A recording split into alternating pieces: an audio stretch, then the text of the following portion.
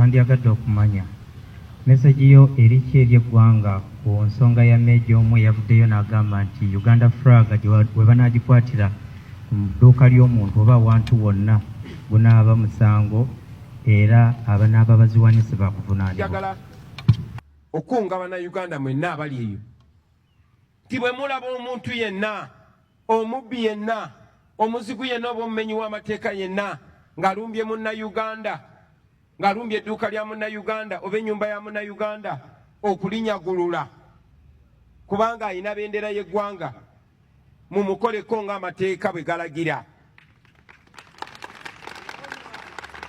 Ate oba tubakunga okuyamba bannayuganda bannammwe okubalwanirira n'okwerwanako ng'omubbi yenna abalumbye ne bw'aba tabalanga kubeera na bendera ya ggwanga. Naye ate omubbi omutemu alumba bizinesi yo ng'akulanga kwagala ggwanga lyo. Njagala obbakunga mwenna bannayuganda ne bwe baba tebalumbye bizinesi yo naye n'olaba ng'abayaaye ng'abatemu ng'ababbi balumbye bizinesi y'omuntu nga baginyagulula okwagala ensi ye, mwenna mwegatte mukole kyonna kye musobola okumutaasa n'okwerwanako kw'abo abatemu ababbi. Kwata kyonna ky'osobola nga munnayuganda, amateeka gakukkiriza okwerwanako. Kiba kya busiru nnyo okuleka omumenyi w'amateeka, omutemu, omubbi okutulugunya bannayuganda. Mwerwaneko mu ngeri yonna yonna esoboka. Abo ababbi mubasobola ekibabbisa kubanga tebalina maanyi na mutima gusobola kwekolerera, oba tebasobola kwekolerera tebasobola na kwerwanako, tebasobola na kubatulugunya. Mukolanga kye musobola kyonna, okolanga ky'osobola kyonna munnayuganda munnange bw'olaba ng'omumenyi w'amateeka ng'alumba munnayuganda munno olw'okubeera ne bendera. Nalabye n'omuyaaye omu ng'agamba nti gwanaalaba ne bendera y'eggwanga bagenda mukuba. Mbakunga mwenna bannayuganda bannange, bw'olaba ng'omuntu yenna, omutemu yonna, omutuju yenna ng'alumbye owa boda amukuba amutulugunya olw'okubeera ne bendera, nze mbakunga muvangayo ne mutaasa munnayuganda oyo, kuba omuntu alina bendera olina omuwa ekitiibwa. Tambuza vidiyo etuuke ku munnayuganda naddala mu abawangaalira mu bitundu ebiriraanye ghetto. Naawe ng'olina national flag yo ng'eri ku dduuka lyo oba eri ku nnyumba yo. Waliwo obulumbaganyo obugenda obbakolwako nga bubakolwako bannayuganda bannammwe nga baduumirwa Meja Emma Kuteesa wamu ne Christopher Damulira. Bagenda kukozesa ekibinja ky'abavubuka mu ghetto kye babadde bakuŋŋaanya nga ekyababbi. Ekyababbi ekyo nkiddamu, ekyababbi. Ekibinja ky'abatemu, abaana abawangaalira mu ghetto naye nga batemu nga babbi. Be bano Christopher Damulira ne Meja Emma Kuteesa be babadde nga bakuŋŋaanyanga. Ono Meja ye coordinator wa Museveni mu Ghetto Affairs.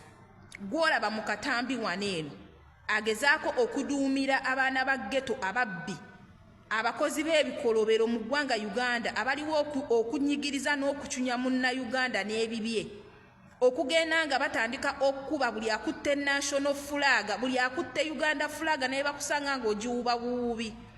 Bagambye bagenda tandika okukuba abantu, era olunaku lw'olwaleero ekiro effujjo lyabwe we ligenda otandika. Naye ndi wano okutegeeza gwe munnayuganda, bano si bannaffe. Bano be mulabye mu katambi kano si bannaffe. Bano batujju. Bano abatakwagala ng'oli mulamu. Ajja n'ekigendererwa nga azze kukutta nakutwalako bibyo. So ndi wano okubategeeza nti nammwe mubeetegekere. Mubeetegekere kubanga bo tebajja nga bazze kuteesa naawe. Wabula bajja bazze kumalawo bulamu bwo na kutwala bibyo na kwonoona maali yo. Nkiddamu nti bano babbi ababadde batendekebwa Christopher Damulira ne Jeno ne Meja Emma Kuteesa, ono omwami gwe mulaba mu katambi wano, tekitegeeza nti buli mwana ava mu ghetto mubbi oba mutemu. Wabula mubaamu abo bagenda ba sportinga era gwe mulimu ogwali gw'abakozesa ghetto structures ne bafuna akabinja kaabwe ak'ababbi. Essaawa zino eno kagenda kutandika okuoperatinga okuva olunaku olwaleero ekiro 31st. So munnayuganda nkusaba weetegeke, mwetegeke nammwe mubeetegekere.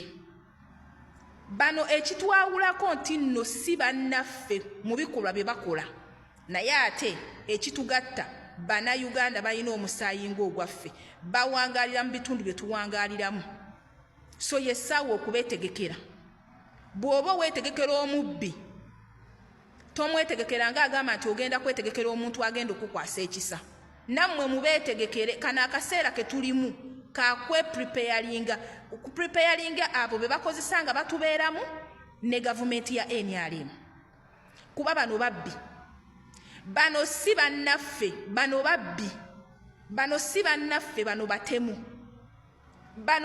munnayuganda njagala kino okimanye gwe wenna awangalira mu bitundu ebya ghetto gwe wenna awangalira okumpi ne ghetto gwe wenna akimanyi nti nno oyinako fulaaga ku dduuka lyo oba otambula ne fulaaga yo ku booda mu mmotoka yo weetegekere gano agabbi n'agatemu agakulirwa Meja Emma Kuteesa ne Christopher Damulira ndowooza muwulira Emma Kuteesa abasajja tebalina kye baagaliza Uganda we batuuka okukuŋŋaanya obubinja bw'ababbi babuduumire bujje butandike okutta bannayuganda okubakolako effujjo kubanga bwe baba bagamba kukola ku munnayuganda ffujjo kitegeeza kuggyawo obulamu bwo bano abaana bajja n'ebisi bajja na buli kimu abazze kukumalawo munnayuganda weetegeke tugenda mu kalulu ka protest vote naye tetugenda kukkiriza jjoogo ly'abannaffe be tuwangaala nabo kututuusaako bikolwa bitali bituufu tetugenda kukkiriza bamenyi b'amateeka kubalekera ddembe bayineeyine mubeetegekere. Alaikum wa rahmatullahi wa barakatuh. Bagoberezi bange ku akaunti yange ne ya TikTok mbalamusizaako nnyo nembeebaza okutugoberera okuva mu January okutuuka olwaleero ng'ennaku z'omwezi lumu. Twebaza Allah tabaraka wa taala ow'ekisa ekingi nannyini buyinza atuyisa mu nnaku zonna nga ne luno olusembayo twaluyiseemu. Tumusaba nga tumuwanjagira atwanguyize, atugabirire, atuliisa, atunywese. Allah tukusaba obulamu obulungi ate otukingiriza obushiriku bwonna.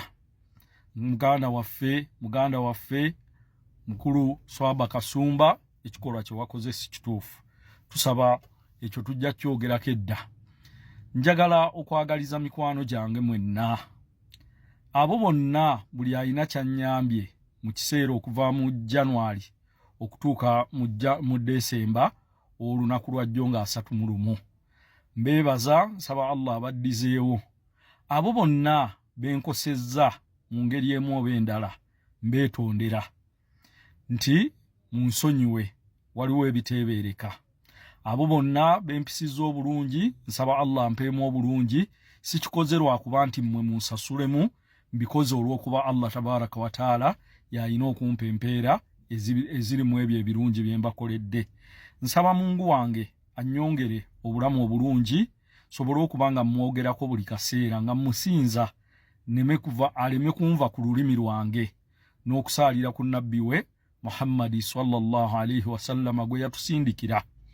Nsaba Mungu wange Allah azza wa jalla atulungamize eggwanga lyaffe, atukuumire abakulembeze abalungi, atuggirewo abo ababi mu ffe. Ayi Allah tugenda mu kalulu nga nnaku z'omwezi 15 tubulwe ennaku 14. Ndi wano okusaba abagoberezi bange ku mukutu gwange guno timumpeere omwami ono Kyagulanyi Ssentamu Bobi Wine akalulu k'obwa president. Lwaki mbasaba mumumpeera akalulu? Twagala okukyusa eggwanga lyaffe okuva mu ebyo byonna ebisobye ebiremye bannaffe emyaka 4. Ate nammwe bannaffe be tugenda okujja mu buyinza tubasaba mube baakisa, mube ba mirembe nga bannayuganda bwe babagumiikiriza emyaka 4 nabo mubagumiikirize mu kaseera we bagambidde nti ekimala muddeko ebbali. Tubasaba mubeere ba buvunaanyizibwa. Ayi Allah tukusaba oba tuteeremu obugonvu abo bonna abapulaninga ekitta bantu eri bannansi abatalina bya bisi wabula nga babipulaninga olw'okuba bawagira Kyagulanyi babatte, babasibe, babatulugunyiza obwereere. Mungu emikono gyabwe ginafuye nga bwe wanafuye omuliro ogwakumwa nga gukumiddwa okwokya nabbi Ibrahim jjajjaffe banafuye baleme kulowooza nti be b'amaanyi abasembayo nga Allah gwali waggulu gwe w'amaanyi. Ayi Allah tukusaba otulongooseze ezzadde lyaffe, tukusaba nga tukulaajanira ya Rabbi otukingiriza obwavu. Allah tukingiriza obwavu. Mungu nkusaba ompe ssente nga nnyingi ate oluvannyuma lw'ozimpa onkingiriza okujooga nazo nzikolemu ebyo ebigasa famire yange, ebigasa eddiini yange, ebigasa bannansi.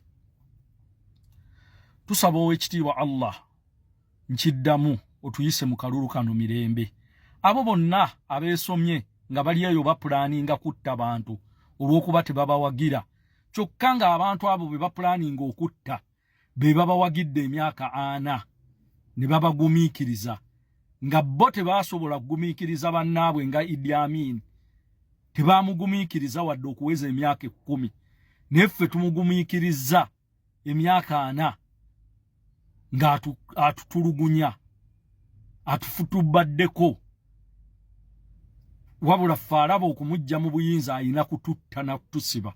Mungu munafuye ne famire ye yonna, kuba bonna bakirimu ekigenda mu maaso.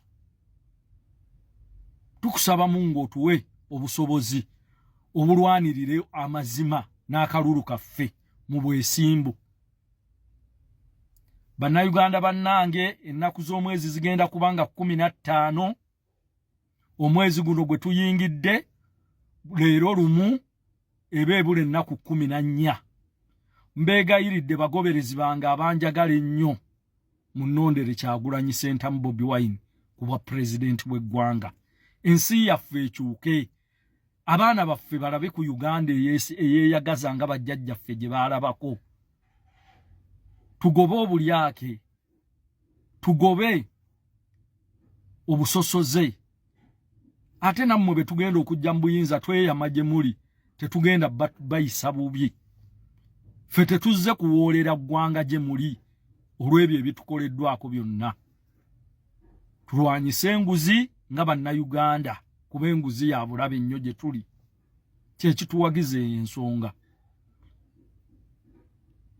Sijja kukola video mpanvu nnyo, naye njagala okubasaba akalulu ka President Kyagulanyi Ssentamu, abagoberezi bange abanjagala ennyo, abajja mu inbox yange, abangoberera mu lwatu ne mu kyama, mumpeere Kyagulanyi Ssentamu akalulu ng'ennaku z'omwezi 15. We mulamu omukulu. Assalamu alaikum wa rahmatullahi wa barakatuh.